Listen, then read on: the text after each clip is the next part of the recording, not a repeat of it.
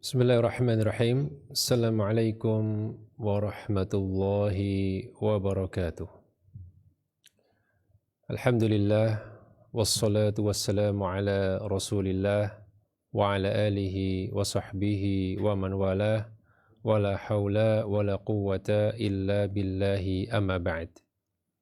Rabbi syrah li sadri wa yassir li amri wa hlul 'uqdatam min lisani yafqahu qawli.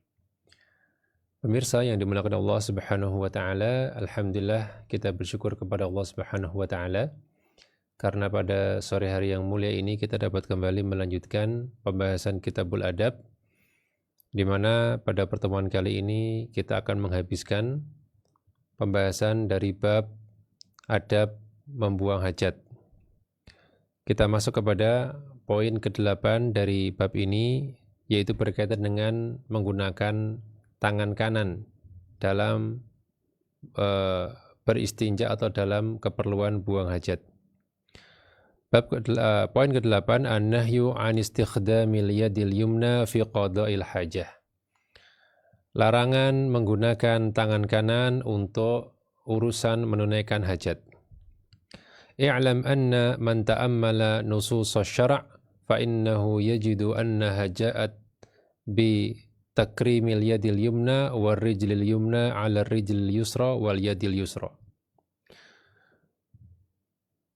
Ketahuilah bahwasanya siapapun yang merenungkan nas-nas syariat, dalil-dalil syariat, maka pasti dia akan mendapati bahwasanya syariat itu datang dengan memuliakan tangan kanan dan kaki kanan di atas kaki kiri dan tangan kiri.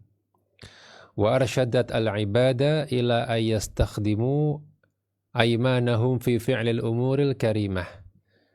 Dan syariat juga membimbing para hamba untuk menggunakan kanan-kanan mereka, ya, entah itu kaki kanan ataukah tangan kanan, untuk perbuatan-perbuatan yang mulia. Wa syama'ilahum ala ad-diddi min dhalik, dan yang kiri digunakan untuk yang merupakan lawan dari itu, hal-hal yang kotor-kotor. Wa min hadzal bab nahyu Rasulullah SAW an masjid dzakari wal istinja'i bil yadil yumna. Dan dalam hal ini Rasul SAW melarang untuk menyentuh kemaluan dan beristinja atau bersuci atau cebok, ya, dengan tangan kanan. Berkata Ibnu Jauzi rahimahullahu ta'ala, wa innama waqa'an nahyu an masjid dzakari wal istinja'i bil yamini li ma'nayain. Dilarangnya untuk menyentuh zakar atau kemaluan dan juga membersihkan kemaluan dengan tangan kanan itu ada dua sebabnya. Ahaduhuma, yang pertama, li raf'il yamini an isti'mali fi khasasi al-ahwal, yaitu untuk memuliakan tangan kanan dari penggunaannya untuk hal-hal yang rendah, hal-hal yang kotor, ya. Walihada tuj'alu fi akhiri dukhulil khala'i wa awwali dukhulil masjidi. Oleh karena itu, yang kanan itu dijadikan sebagai yang terakhir ketika keluar dari WC, dan yang pertama untuk memasuki masjid. Jadi keluar dari WC artinya menuju tempat yang lebih bersih, yang lebih bebas dari setan daripada yang sebelumnya, dan masuk masjid dari tempat yang kurang mulia menjadi tempat ke arah tempat yang mulia, menuju tempat yang lebih mulia, sehingga diutamakan kaki kanan. Wa tuj'alul yamin lil akli wasyurbi wattanawuli. Demikian pula tangan kanan digunakan untuk makan, minum, dan juga mengambil sesuatu. Wa tumtahanu al yusra fil aqdhar. Sedangkan tangan kiri itu untuk urusan yang berkaitan dengan kotoran. Itu sebab yang pertama. Jadi memang sudah ada pembagiannya masing-masing, ya. Wathani yang kedua, annahu law basyaratil yumna an-najasata lakana al-insan yatadhakkar 'inda tanawuli ta'amihi biyaminihi ma basyarat wa massat. Kalau tangan kanan itu dipakai untuk memegang najis, ya tentunya seorang insan itu akan ingat ketika dia mengambil sesuatu, mengambil makanan dengan tangan kanannya apa yang dia sentuh sebelumnya. Teringat, wah tadi buat cebok ini, tapi itu buat makan ya. Yang firut taba' wa yastauhish, maka tabiat akan menolaknya. Tabiat manusia yang suka kebersihan, yang risih dengan kotoran, tentu akan menolaknya, akan merasa jijik, akan merasa risih. Wa yukhayyalu ilaihi baqa'u dzalikal athar fiha, dan akan terbayangkan dalam pikirannya masih ada sisa yang nempel di tangan kanan, walaupun ya tentu sudah cuci, tapi kan tadi habis buat apa? Mesti ada sesuatu yang seperti terbayang masih ada sisanya. Fa nuzihat an hadza liyatiba 'aishuhu fit tanawul.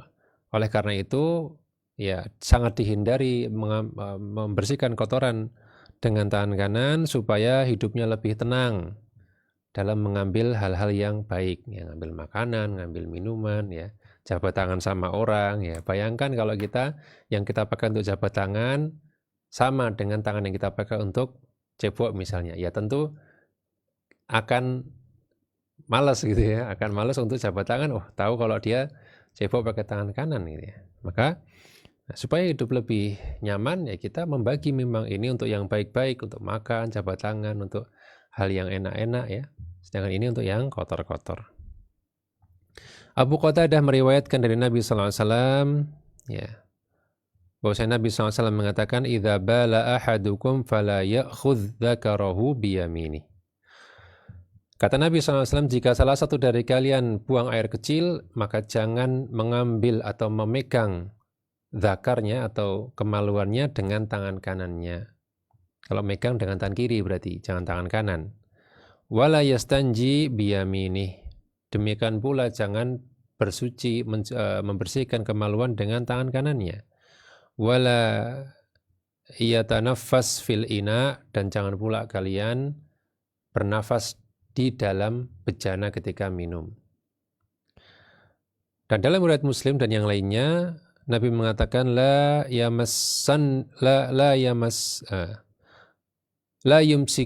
yumsikanna ahadukum dzakarahu biyaminihi wa huwa yabul. Janganlah sekali-kali salah seorang dari kalian memegang kemaluannya dengan tangan kanannya dalam kondisi dia kencing. Wala yatamassah minal khala biyaminih. Demikian pula janganlah kalian memegang sesuatu dengan tangan kanan selesai dari WC. Ya. Imam Nawawi mengatakan, ajma'al ulama'u ala annahu manhiyun anistinja'i bil yamin. Para ulama sepakat bahwasanya terlarang untuk membersihkan kemaluan atau cebok dengan tangan kanan. Tsummal jamahir ala annahu nahyu tanzihin wa adabin la nahyu tahrimin. Namun mayoritas ulama mereka berpendapat bahwasanya itu larangan yang bersifat tanzih. Tanzih itu berarti makruh, ya. Tapi makruh yang mengarah ke haram dan menyalahi adab, dan bukan larangan yang sifatnya haram. Ini jumhur ulama. Tapi semua sepakat ini nggak boleh sebetulnya. Teman tingkat derajat larangan itu lain. Kalau jumhur mengatakan tidak sampai haram, sedangkan sebagian ulama ya berpendapat itu haram, ya. Bukan makruh lagi tapi haram, tapi sama-sama terlarang. Jadi kalau kita buang air kecil ya pegang dengan tangan kiri, ya, cebok pun dengan tangan kiri. Tangan kanannya gimana? Ya dia yang memegang yang lain, memegang celananya atau yang lainnya. Taib. Permasalahan yang pertama, lam yarid fil ahadits an-nahyu an masjid duburi bil yamini indal taghawuti. Tidak ada tersebut dalam hadis larangan untuk memegang dubur atau pantat ya dengan tangan kanan ketika buang air besar. Berarti apakah boleh? Kan yang dilarang tadi apa? Baul, yaitu buang air kecil. Berarti buang air besar boleh. Jawabannya adalah an-nahyu an masjid duburi 'inda taghawuti aula minan nahyi an masjid dzakari 'indal tabawuli. Larangan untuk menyentuh dubur ketika buang air besar tentu lebih layak untuk dilarang daripada memegang kemaluan ketika kencing. Ya. Wahwa qiyasul aula. Ini adalah qiyas aula. Qiyas aula itu berarti analogi tapi yang lebih kuat lagi gitu ya. Ya, gampangnya kalau ini aja nggak boleh apalagi itu. Nah, itu namanya qiyas aula ya. Kalau qiyas biasa ini nggak boleh berarti itu nggak boleh. Nah, itu qiyas biasa. Kalau qiyas aula ini saja nggak boleh apalagi itu. Nah, lebih nggak boleh lagi. Wala'ala Nabi SAW nabbaha bil akhafi iktifa'an bihi liddalalati ala al-ashad. Dan boleh jadi Nabi SAW memberikan peringatan dengan yang ringan, yang lebih ringan, yang itu mencukupi atau memberikan petunjuk bahwasannya yang lebih parah itu lebih dilarang lagi. Artinya kalau kita misalnya misalnya Nabi menyebutkan larangan hal yang berkaitan dengan buang air besar, ini malah bisa menjadi muskilah. Kalau gitu buang air kecil gimana ya? Tapi kalau Nabi menyebutkan larangan di buang air kecil, tentu yang lebih berat daripada itu akan masuk dalam larangan tersebut. Jadi kadang Nabi memang demikian. Ya, dalam hadis-hadis Nabi, ketika sesuatu yang berkaitan dengan kencing saja itu kemudian ada larangannya, berarti buang air besar pun lebih-lebih lagi. Misalnya tentang masalah orang yang tidak bersih ketika buang air kecil misalnya. Itu kan yang diadab di kubur kan hadisnya tentang tidak bersih dalam buang air kecil. Berarti kalau nggak bersih buang air besar nggak ada azabnya, ya lebih parah lagi tentu daripada tidak bersih dalam buang air kecil gitu ya. Sehingga demikianlah Nabi dalam memberikan satu larangan, yang kecil aja nggak boleh, berarti yang besar lebih lagi. La siyama wa anna Nabiy sallallahu alaihi wasallam kana ashadda haya'an minal adra fi khidriha. Apalagi Nabi sallallahu alaihi wasallam itu adalah beliau sangat pemalu daripada perawan yang dipingit di rumahnya atau di kamarnya. Sangat pemalu Nabi sallallahu alaihi wasallam. Sangat berusaha untuk tidak mengungkapkan dengan bahasa yang vulgar, itu Nabi. Ya. Nah, wala yarid alaina annal haya'a yamna'un Nabi SAW min tablighid din. Sedangkan tidak pernah kita dapati Nabi menahan-nahan dalam masalah menyampaikan agama dengan alasan malu. Nabi nggak pernah. Kalau memang penting disampaikan, Nabi akan sampaikan, dan itu tidak perlu malu dalam masalah kebenaran. Ya, semisal tentang Nabi menjelaskan wanita haid itu seperti ini. Ya, haid kan urusan wanita, Nabi menyampaikan aja. Ya. Dalam masalah haid, masalah hubungan suami istri misalnya. Ya. Kalau itu memang harus diketahui, ya, tentang misalnya definisi zina seperti apa, ya Nabi sampaikan definisi zina itu seperti ini. Ya. Seperti timba masuk ke sumur, ya. Itu beliau memang harus jelaskan. Beliau tidak, kalau beliau malu menjelaskan, ya nanti nggak akan sampai agama ini kepada kita. Nah, karena Nabi yang seperti Nabi nggak pernah malu dalam kebenaran, ya tentunya dalam hal ini berarti dalam masalah ini, ya sudah semestinya Nabi SAW ya melarang juga dalam masalah buang air besar untuk memegangnya dengan tangan kanan. Ya. Li'annal balagh hasala bi dzikril akhaf tanbihan 'alal asyad wallahu a'lam. Karena tadi ya akan lebih tersampaikan, ya, menyebut sesuatu yang lebih ringan untuk memberi peringatan kepada yang lebih berat, gitu ya. Misalnya jangan sampai salah seorang dari kalian, misalnya gini, Jangan sampai salah satu atau kalian itu pergi atau safar sehari semalam kecuali dengan mahram misalnya gitu ya, atau 3 hari 3 malam. Kenapa disebut sehari atau misalnya 3 hari 3 malam? Nabi kok nggak nyebut bermalam-malam? Karena apa? Kalau 3 hari aja nggak boleh, apalagi yang lebih-lebih lagi seperti itu. Itu bagaimana cara Nabi menyampaikan adalah ya al-balagh, kesungguhan atau keseriusan itu hasola bidzikril akhaf. Dia akan lebih sampai kalau kita nyebut yang paling minimal untuk bisa memberi peringatan kepada yang lebih berat lagi. Wallahu taala a'lam. Ya. Ini berkaitan dengan tangan kanan dipakai untuk cebok, buang air besar. Mas'alatun ukhra, ada masalah yang lain. Berkata Talaq bin Habib radhiyallahu anhu, ya, qadimna 'ala Nabi sallallahu alaihi wasallam faja'a rajulun ka'annahu badawi. Suatu ketika ada seorang yang datang kepada Nabi sallallahu alaihi wasallam dan sepertinya dia seorang Arab Badui. Ia mengatakan, "Ya Nabi Allah, ma tara fi masir rajuli dzakarahu ba'da ma yatawadda."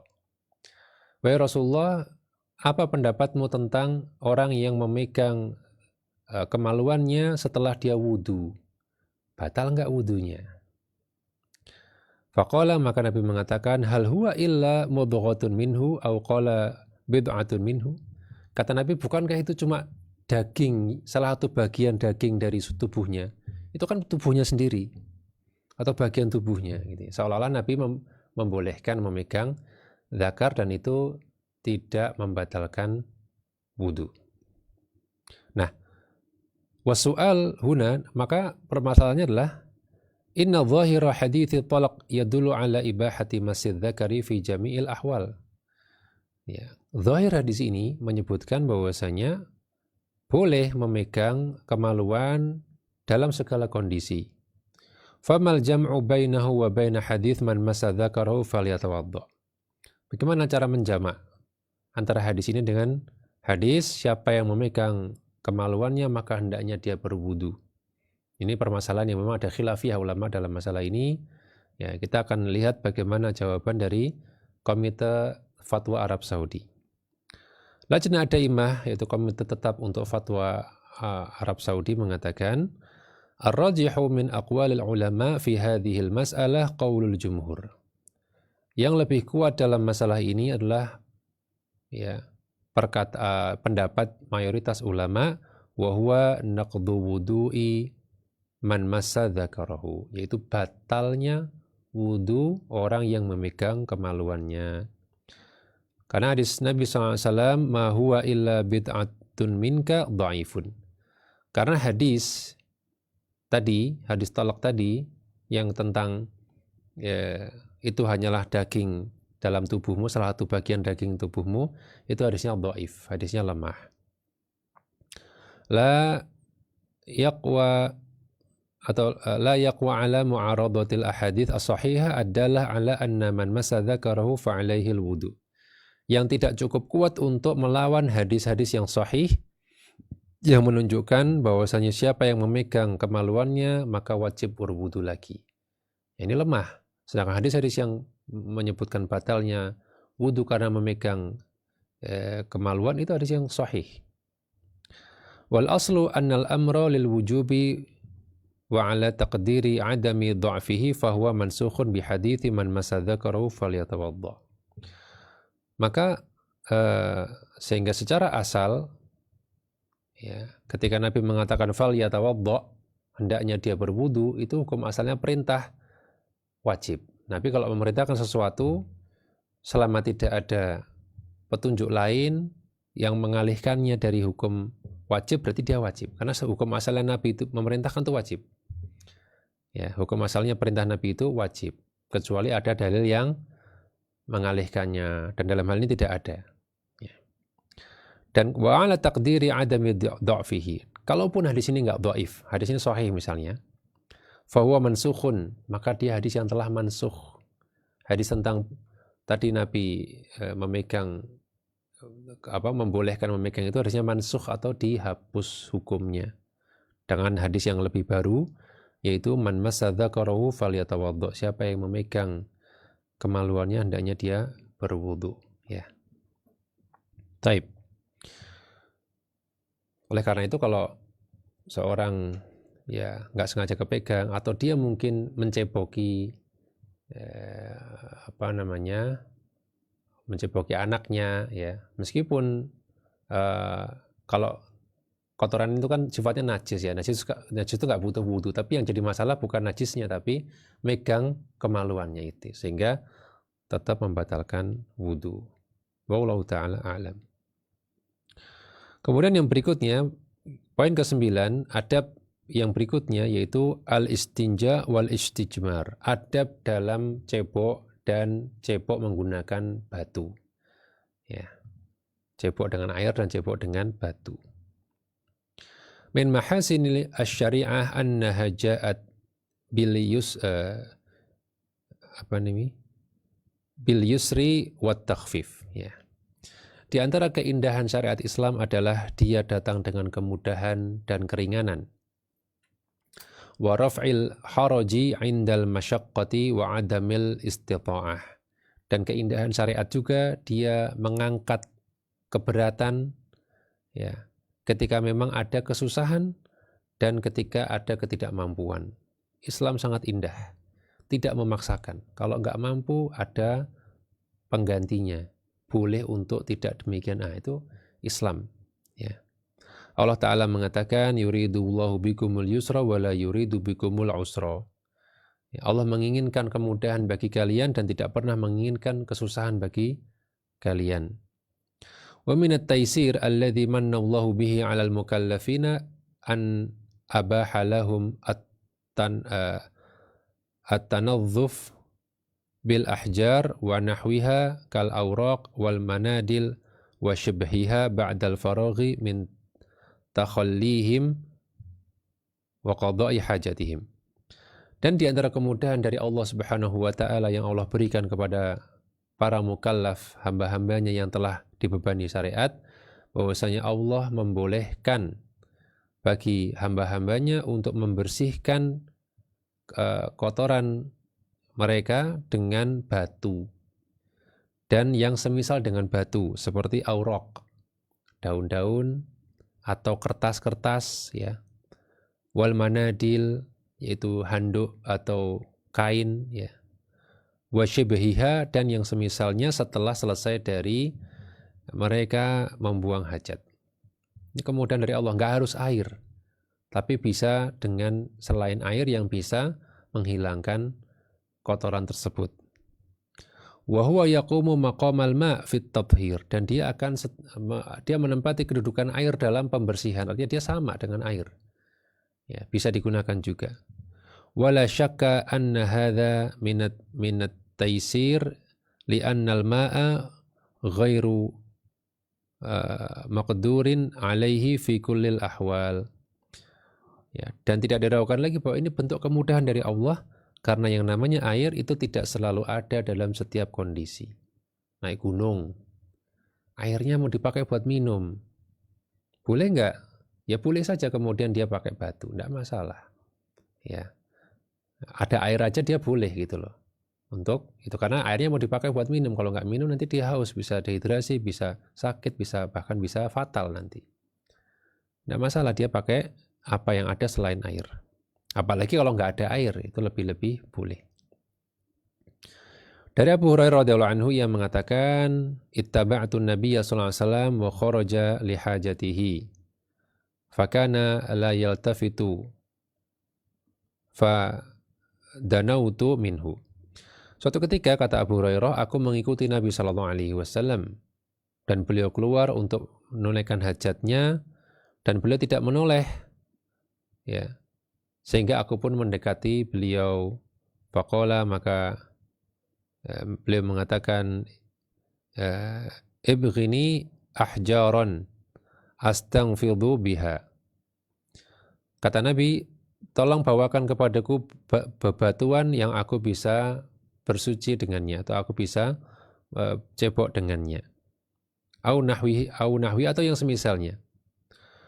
wala ta'tini bi'azmin wala rauthin. Namun jangan bawakan aku tulang atau kotoran kering. Fa ataituhu bi ahjarin bi tarafi thiyabi. Maka aku pun mendatangi beliau dengan batu-batu yang aku taruh di ujung bajuku. Fa wada'tuha ila jambihi. Aku letakkan di samping Nabi wa a'radtu anhu. Dan aku pun berpaling dari beliau. Ya, adab ya. Masa mau lihat ya. Dia berpaling dari Nabi SAW. Falamma qadha ya atba'uhu bihin. Setelah beliau selesai, maka aku pun mengikuti beliau dengan batu-batu tersebut. Nah, faedah di sini adalah al-istinja qad yakunu bil ma wa qad yakunu bil ahjar. Istinja itu bisa dilakukan dengan air, juga bisa dengan batu. Wa qad yakunu bihima jami'an. Bisa juga dua-duanya untuk lebih sempurna. Amal awal wa tsani faqad waradat fihima atharun sahihah. Adapun yang pertama yang kedua yaitu air saja atau batu saja, ini sudah jelas ada dalilnya. Wa amal tsalits yaitu menggabungkan batu dan air, fahadza la a'lamuhu waridan 'anin Nabi SAW. Aku belum pernah dapat hadisnya dari Nabi, kata Syekh Utsaimin. Ya, enggak pernah saya dapati Nabi double batu dengan air. Lakin min haitsul ma'na la syakka annahu akmalu tathiran. Namun tentunya tidak diragukan lagi bahwasanya dia lebih sempurna dalam membersihkan. Dikatakan oleh Syekh Utsaimin rahimahullahu taala. Jadi kalau misalnya mau batu kemudian dibilas lagi dengan air, misalnya ya, atau kertas atau tisu kemudian baru air, atau misalnya sebaliknya air dulu baru tisu, ini akan lebih sempurna. Ya, tapi seandainya tisu saja boleh. Tapi sebenarnya dalam masalah ini ada pembahasan khususnya ya. Kriteria batunya, kemudian atau kriteria apa yang bisa dikiaskan dengan batu. Kemudian mana yang masih boleh diistinja, mana yang nggak boleh. Dalam mazhab Syafi'i ada pembahasannya. Ya, misalnya kalau kotorannya itu sudah di luar dari tempat keluarnya kotoran, itu sudah nggak bisa. Ya, ini ada pembahasan khususnya. Namun intinya adalah boleh ya beristinja dengan batu dan yang seperti atau sejenis dengan batu. Taib. Kemudian yang berikutnya, adab yang ke-10, karahiyatul istijmar bil azmi war rauth. Dimakruhkannya istijmar itu artinya dari jamr yang artinya jamroh, yaitu dari membersihkan atau cebok dengan batu. Ya. Dimakruhkannya istijmar dengan tulang dan rauth, yaitu kotoran kering. Lamma abaha Allahu ala lisani Nabi sallallahu alaihi wasallam isti'mal al-ahjari wa nahwiha 'audan 'anil ma' fi at-tanzif mana'ahum min isti'mal ar-rawthi wal 'azmi li ma'anin fiha. Ketika Allah Subhanahu wa taala membolehkan melalui lisan Nabi-Nya SAW untuk menggunakan batu dan yang semisalnya sebagai ganti menggunakan air dalam pembersihan, Allah melarang untuk menggunakan ar-rawth yaitu kotoran dan juga 'azm yaitu tulang, karena beberapa sebab. Fiha, diantaranya imma ala jihati ta'abbudi au annaha laysat laha khasiyah at-tathhir kama fil ahjar wa shibhiha. Boleh jadi karena memang itu ta'abudiyah. Ta'abudiyah berarti kita nggak perlu tahu sebabnya, Allah perintahkan ini. Kita nggak tahu hikmahnya apa, tapi kita harus ikuti itu ta'abud. Ya, murni kita beribadah kepada Allah karena nurut kepada Allah, tanpa tahu apapun sebabnya atau hikmahnya. Itu namanya ta'abudiyah. Atau yang kedua, boleh jadi memang dia tidak punya sifat pembersih, sebagaimana yang ada pada batu dan semisalnya. Tulang nggak sama dengan batu. Nah, kotoran kering juga nggak sama dengan batu dalam membersihkan kotoran, ya, sehingga tidak bisa dipakai. Nah, diriwayatkan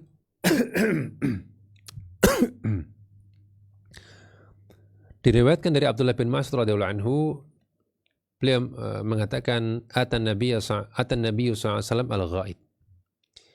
Suatu ketika Nabi sallallahu alaihi wasallam mendatangi toilet untuk buang air besar. Fa amaroni an atihi atau an atiyahu bi thalathati ahjar fawajadtu hajrain. Dan beliau memintaku untuk membawakan beliau 3 batu. Namun aku hanya menemukan 2 batu. Wal tamastu ats-tsalits falam ajidhu. Dan aku coba cari yang ketiga, enggak dapat. Mungkin itu isinya pasir semua dan batunya susah nyari. Cuma dapat 2. Fa akhadtu rawthah fa'ataituhu biha. Maka aku nemu ada kotoran kering, itulah yang aku bawakan kepada Nabi SAW. Fa akhadal hajrain wa alqa ar-rawthah. Maka beliau ngambil 2 batu yang beneran batu, dan yang kotoran kering beliau buang. Wa qala hadhihi riks. Kata Nabi, ini kotoran ini adalah kotor ya, najis ya. Jadi enggak bisa dipakai untuk enggak bisa dipakai untuk istinja. Dalam hadis Abu Hurairah yang sebelumnya, ketika Nabi SAW berkata kepadanya, ibghini ahjaran astaghfidu biha wala ta'tini bi'adhmin wala rawthah. Tadi sudah kita bacakan hadis, Nabi meminta kepada Abu Hurairah batu-batu yang aku bisa pakai untuk istinja, tapi jangan bawakan tulang dan kotoran kering. Qala, maka Abu Hurairah bertanya, ya, ma balal azmi war rawthah. Wahai Rasulullah, emang ada apa dengan tulang dan juga kotoran kering? Maka Nabi SAW mengatakan, huma min ta'amil jin. Keduanya adalah makanan bangsa jin. Wa innahu atani wafdu jinni nasibin wa ni'mal jin. Sungguh aku pernah didatangi oleh utusan jin nasibin, dan mereka sebaik-baik jin, yaitu jin muslim, ya. Fasa'aluni azzad, mereka minta bekal kepadaku. Fada'autullaha lahum alla yamurru bi'azmin wala birawthin illa wajadu 'alaiha ta'aman. Maka aku pun berdoa kepada Allah untuk mereka, supaya tidaklah mereka menemui tulang ataupun kotoran kering, melainkan akan didapatkan makanan di situ. Tentang gimana bentuk makanannya itu perkara gaib ya. Tulang jadi ada dagingnya atau gimana, atau apa cara makannya jin gimana, itu urusan perkara gaib ya. Yang jelas itu adalah mengandung makanan jin. Sehingga ya itu jangan dipakai. Ya, karena ya berarti kita mengotori makanan jin. Jinnya mau makan, jin muslim ya mau makan nggak bisa ya kan, wah ini kotor, ada najisnya gitu ya. Maka tidak boleh. Fatabayyana bihadhihi riwayah sababul mana' min isti'malil 'azmi war-rawthi fit tanzif. Maka jelaslah di sini dalam riwayat ini sebab kenapa dilarang menggunakan tulang dan kotoran dalam pembersihan. Ada sebabnya. Sebabnya adalah dia makanan jin. Faidah.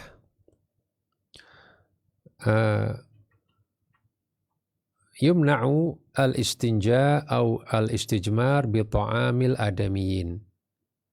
Ya. Dilarang untuk istinja dan istijmar menggunakan makanan manusia. Roti, mungkin apa gitu. Apa selain roti ya, mungkin kadang nggak tahu mau coba pakai apa nih, roti, ada roti dipakai ya. Atau roti atau semisalnya gitu ya. Qiyasan ala ta'amil jin, sebagai kias atau analogi dengan makanan jin. Min babi qiyasil aula, makanan jin aja nggak boleh, apalagi makanan manusia. Kama yahrumul istinja awi istijmar bil awraq al-muhtarimah ka kutubi ulumi syariah li'annaha la takhlu minal ayatil qur'aniyah wa alfadhil jalalah wal Qur'an min babi aula. Demikian pula haram untuk istinja dan istijmar dengan kertas-kertas yang dimuliakan, seperti kitab-kitab ilmu syar'i. Wah, mentang-mentang ini kitabnya nggak sesuai mazhabnya, atau kitab mungkin udah sobek-sobek atau nggak dipakai gitu ya. Wah, ini kitab nggak berguna nih, sobek aja buat istinja. Nggak boleh ya. Karena apa? Dia tidak lepas dari ayat-ayat Quran dan lafaz-lafaz jalalah Allah Subhanahu wa taala. Dan apalagi Al-Quran. Wah, ini bisa kufur ya kalau sampai orang menggunakan Al-Quran untuk istinja. Nah, ini kufur, bisa kufur ya. Ini tapi kalau orang penyihir malah pakai ini. Penyihir untuk menjual agamanya untuk bisa menyihir, dia menggunakan kertas mushaf untuk dioleskan ke darah haid ya. Karena mereka memang menjual jiwa dan kekufuran menjual iman mereka untuk sihir, sehingga malah melakukan kekufuran. Nah, kalau kita ya tentunya jelas nggak boleh ya hal seperti ini. Taib. Ini berkaitan dengan istijmar dengan dengan semacam hal-hal yang setara atau sejenis dengan batu. Yang perlu kita perhatikan di sini adalah bahwa istijmar ya, itu kan tadi disyaratkan 3, Nabi menyaratkan 3 gitu ya. Jadi kalau 2 belum mencukupi. Bagaimana jika cuma ada 2 batu, tapi batunya cukup gede misalnya gitu ya, maka dia bisa gunakan sisi yang berbeda dari batu tersebut, itu bisa. Karena yang menjadi ibroh adalah 3 kali diusap di permukaan batu yang masih bersih. Seandainya ada 1 batu pun boleh, seandainya dia punya 3 sisi atau 4 sisi ya, yang berbeda ya, dan batunya cukup besar gitu ya, tapi dia bisa 3 kali bersihkan dengan 3 sisi yang berbeda, itu tidak masalah ya. Demikian pula dia bisa pakai 3 tisu ya. Semua benda yang bisa menyerap, semua benda bisa membersihkan ya. Dan benda yang tidak bisa menyerap tidak bisa dikiaskan dengan batu. Contoh misalnya daun yang licin ya, daun licin kalau pipis ini ya masih ada tersisa, nggak nyerap dia. Daun talas gitu, wah nggak bisa ya. Atau hal lainnya ya, pokoknya yang licin-licin yang nggak bisa nyerap, itu tidak bisa dijadikan sebagai istijmar ya. Taib. Adab yang ke-11, istihbab al-istijmar witran. Anjurkannya untuk istijmar dengan bilangan ganjil. Wa hadza min ajli inqa'il mahal. Ya. Dan ini tujuannya adalah untuk membersihkan tempat najis, tempat yang kena najis. Wa aqalluhu thalathu masahat. Ya, ta'ummul mahal. Dan yang paling sedikit adalah 3 kali usapan yang mencakup seluruh tempat yang diceboki. Li hadithi Salman radhiyallahu anhu al-mutaqaddim, sebagaimana hadis Salman yang telah kita bacakan di awal, Nabi SAW la yastanji ahadukum biduni thalathati ahjar. Jangan sampai salah seorang dari kalian istinja dengan jumlah batu kurang dari 3 ya. Fa in hasala al-ilqa biduni thalathi masahat wajabat takmiliha. Kalau dia bisa bersih sebelum 3 usapan, maka tetap wajib untuk menyempurnakan menjadi 3 minimal. Wa in hasala al-ilqa ba'da thalath wa kana syaf'an kal arba' wa sit istahabba qat'uhu 'alal witri. Dan kalau dia ketika bersihin itu hanya bisa bersih lebih daripada 3, misalnya 4 ya, atau 6 kali baru bersih, ya, maka hendaknya dia tambahkan supaya tetap ganjil. Misalnya 4 ya, 1 lagi deh biar 5. Misalnya 6 baru bersih ya, tambah lagi jadi 7. Liqauli sallallahu alaihi wasallam min hadits Abi Hurairah, berdasarkan hadis Nabi sallallahu alaihi wasallam dari riwayat Abu Hurairah, Nabi sallallahu alaihi wasallam bersabda, "Idza stajmara ahadukum falyastajmir witran." Nabi mengatakan jika salah satu dari kalian istijmar, ya, maka hendaknya dia beristijmar dengan jumlah yang ganjil. Ya. Taib. Kemudian yang terakhir dari bab ini yaitu adab ke-12, karahiyatul kalam fil khala. Makruh hukumnya berbicara di dalam WC. Kariha kathirun min ahli ilmi al-kalama ala qada'il hajah. Banyak di antara ulama yang membenci berbicara ketika buang hajat. Ngobrol gitu ya. Mentang-mentang sebelahan gitu ya. Ngobrol. Wa akhadhu dzalika min hadits Ibnu Umar, dan mereka mendasari kemakruhan ini dari hadis Ibnu Umar radhiyallahu anhuma. Bila menceritakan ana rajulan marra wa Rasulullah SAW yabul. Ada seorang yang lewat dan ketika itu Nabi sedang buang air kecil, fasallama falam yarudda alaihi, sehingga orang ini menyalami Nabi tapi Nabi tidak membalas salamnya.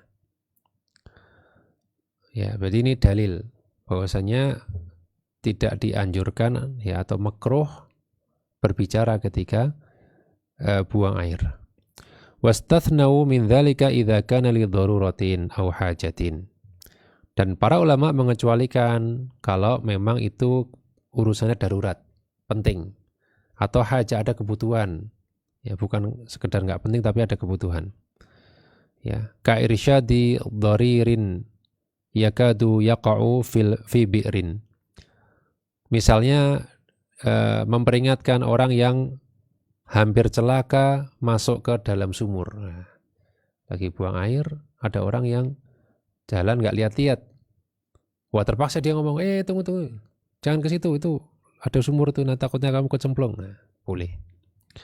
Au talabu ma'in wa nahwi dzalik, atau minta air.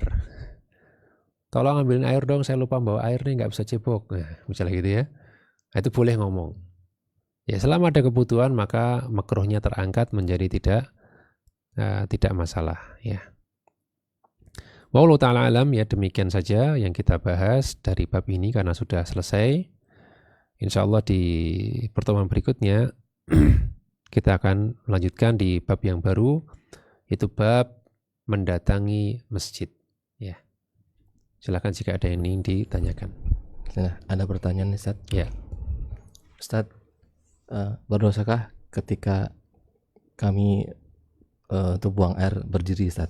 Karena tidak biasa atau kesulitan, Ustaz. Ya. Setelah kita bahas kemarin tentang hukum buang air secara berdiri, ya, hukumnya boleh. Ya, namun khilaful aula, menyelisih yang utama dengan alasan Nabi SAW lebih sering kalau buang air kecil itu dengan jongkok. Namun kalau kita lihat dari sisi illah atau sebab, ya, kan kemarin juga disampaikan ada ilahnya, ada sebabnya. Kenapa beliau memilih untuk duduk? Karena itu lebih selamat dari percikan. Karena kita tahu di zaman dulu buang air itu nggak di lantai ya, tapi mungkin di tanah atau di pasir, ya, sehingga kalau buang air berdiri, ya tentunya itu malah yang akan karena dia buang langsung ke tempat datar gitu ya, ke tempat datar yang memang potensi untuk muncrat ya, untuk kemudian muncrat kemana-mana, sehingga semakin dekat dengan lantai tentunya akan, atau dengan tanah tentunya akan semakin meminimalisir percikan. Nah, itu kalau kita lihat ilahnya. Nah, kalau kita lihat di zaman sekarang ya, agak berbeda dengan di masa lampau. Kalau di masa sekarang kita punya tempat sendiri untuk buang air. biasanya di WC jongkok itu kan ada apa namanya ada apa ya, suatu bentukan yang memang justru akan lebih mudah kalau kita itu, akan lebih selamat kalau kita itu pipisnya malah berdiri. Jadi kalau misalnya nih kena langsung ke lantai yang sifatnya datar itu kan malah nyiprat. Nah, misalnya kalau kita kencing duduk kan malah, mohon maaf, kalau kencing itu kan malah kalau ke arah depan malah kena di bagian yang apa namanya yang mendatar gitu ya, sehingga malah bisa nyiprat.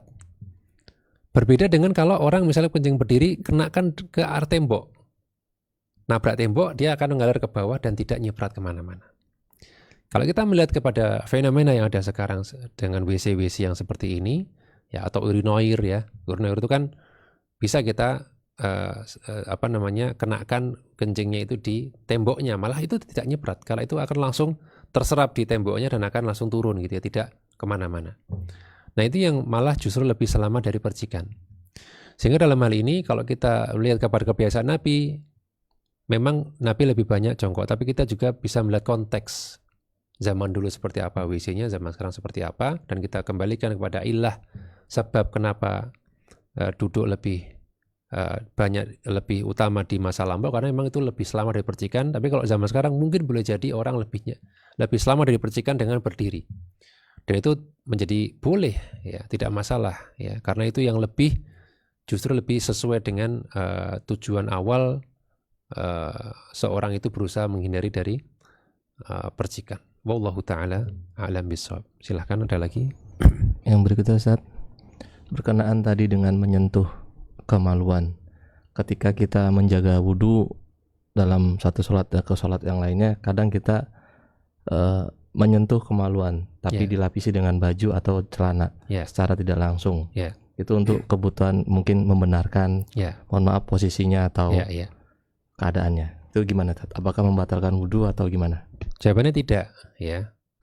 Yang membatalkan wudhu adalah menyentuh secara langsung. Adapun melalui penghalang maka tidak masalah. Ya kalau sampai ada penghalang membatalkan wudhu repot ya. Kadang kita kepegang ya, nggak sengaja pun kita mungkin lagi duduk ya, kepegang ya. Kalau ada penghalang membatalkan wudhu ya ini menyusahkan ya. Sehingga selama ada penghalangnya tidak masalah, tidak membatalkan wudhu. Wallahu a'lam bishawab. Demikian yang bisa kita bahas pada sore hari ini, semoga bermanfaat. Subhanakallahumma bihamdika asyhadu an la ilaha illa anta astaghfiruka wa atubu ilaik. Wassalamualaikum warahmatullahi wabarakatuh.